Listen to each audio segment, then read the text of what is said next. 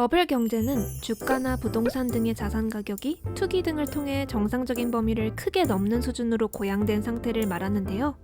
80년대 후반 일본의 버블 경제는 여러분도 많이 알고 계실 거라고 생각합니다.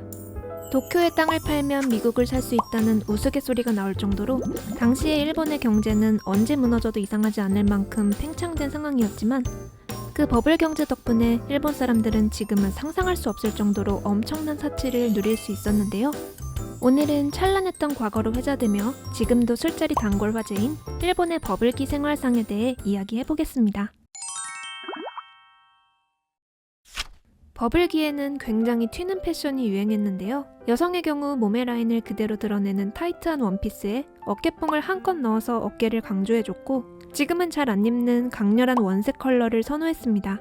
이게 당시 여성들의 출근 패션이라고 합니다. 머리 스타일은 앞머리가 굉장히 독특했는데요. 닭뼈슬처럼 앞머리 일부를 스프레이로 세우고 남는 앞머리는 시스루뱅처럼 내렸습니다. 그리고 눈썹을 두껍게 그렸고 입술은 강렬한 붉은 계통의 립스틱을 바르는 게 유행이었다고 합니다. 남성의 경우 역시 어깨뽕이 들어간 더블 버튼 자켓을 입었는데 기본적으로 오버사이즈로 헐렁하게 입었습니다. 머리 스타일은 테크노 커트라고 해서 옆머리를 짧게 민 투블록 스타일을 하거나 체커즈 커트라고 하는 앞머리를 뾰족뾰족하게 자르고 일부를 꼬랑지처럼 길게 내리는 스타일이 유행이었고 양키들은 리젠트 머리를 했습니다. 버블기의 결혼식은 그 명성에 걸맞게 무척 화려했습니다. 결혼식은 비싸더라도 호텔에서 올려야 한다는 인식이 있었고 웨딩 케이크는 1000장에 닿을 만큼 거대했습니다. 그리고 신부는 마치 공주님을 연상시키는 거대한 퍼프 소매가 달린 웨딩드레스를 입었습니다. 더 놀라운 것은 신랑 신부가 입장할 때 마치 아이돌처럼 연기 속에서 곤돌라를 타고 내려오는 연출이 유행했다는 건데요. 곤돌라 외에도 마차를 타고 등장하는 경우도 있었습니다. 버블기에는 누가 돈을 더 많이 들이고 하객에게 강렬한 인상을 남기는지가 관건이었기 때문에 결혼식 비용만 1억 원을 넘기는 경우도 비일비재했다고 합니다. 일본의 축의금이 기본 30만 원에서 시작하게 된 것도 바로 이 버블기에 생긴 문화라고 합니다. 버블기에는 결혼 상대로 이상적인 남성을 뜻하는 삼고라는 말이 유행했는데요. 고학력, 고수입, 고신장을 의미했습니다.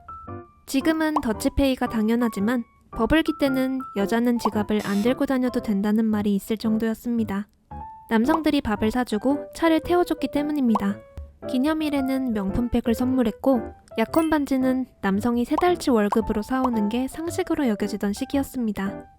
참고로 최근에는 이상적인 남성의 조건을 YSK라고 해서 친절하고 편안하게 해주고 가치관이 맞는 남성이라고 하는데요. 물론 다른 요소를 아예 안 보는 건 아니겠지만 표면적으로라도 추구하는 가치가 물질적인 것에서 정신적인 것으로 180도 바뀐 건 인상적입니다. 이전에 일본의 현 취업시장에 대해 긍정적인 이야기를 했는데요. 버블 시대는 취준생에게 있어서 천국이었습니다. 왜냐면 이때는 그저 회사 설명회만 들으러 가도 아니 일설에 의하면 설명회 때 졸기만 하다 나온 사람도 내정을 받았다는 썰이 있을 정도거든요. 그리고 면접을 보면 교통비와 숙박비를 두둑하게 챙겨줘서 취준생은 아르바이트를 할 필요도 없을 정도였다고 합니다. 이렇게 취업이 꿀이다 보니 버블 세대의 부모가 유토리 세대 자녀가 겪는 취직 활동의 어려움을 온전히 이해하지 못해 생기는 갈등이 이슈가 된 적도 있습니다. 한편 버블기에는 회사 경비를 흥청망청 쓸 수 있었는데요. 그래서 택시로 출퇴근하는 직장인도 많았습니다. 특히 밤에는 택시를 타려는 사람이 너무 많다 보니 경쟁이 치열해서 만엔짜리 지폐를 들고 흔들어야 잡힐까 말까였다고 합니다. 참고로 당시 환율로 만엔은 한국 돈으로 5만 원 정도였는데요. 당시 한국에서는 최저시급이 600원이었습니다.